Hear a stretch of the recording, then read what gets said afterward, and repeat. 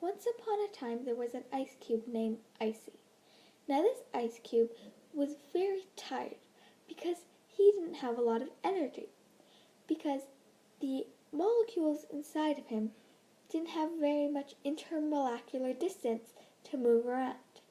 They were very tightly packed. So, because he's a solid. So, he wanted more energy because he wanted to visit his friend. So what he did is he pulled the lever and he turned on his heat box. To his amazement, he had turned from solid to liquid, or in his case, water. He quickly grabbed the fishbowl that was next to him and melted into it. With his newfound energy, Icy got up and walked off to his friend's house. So, before when he was ice, the molecules had no space to move around and vibrated in their own space. But now that he was in the liquid phase, they had a little more room to roam around. They had more intermolecular distance. And he had more energy. So he started running around all the time, running up and down the road. And suddenly, he ran so close to his friend's house that he bumped into the doorbell.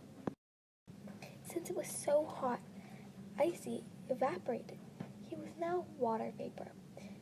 And the molecules inside of him were so spread out, they had so much space to flow past each other.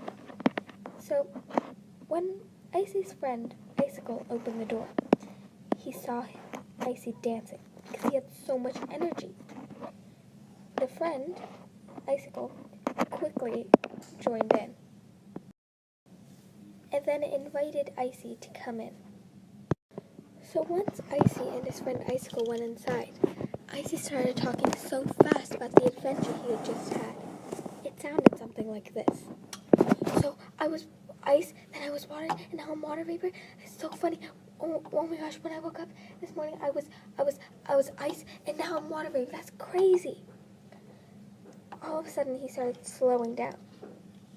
He noticed that the AC was on in his friend's house, full blast, because his friend Icicle liked to keep it chill.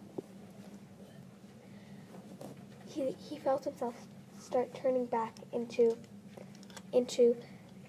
water. His friend offered to take him home, since it was getting late and it was now night. So they went outside, and it was a very cold, chilly summer night. And now that Icy was now water because the AC was on in his friend's house, he was feeling colder, like going back into the solid phase, turning into ice. But he thought, I'll be fine. The car must be warm.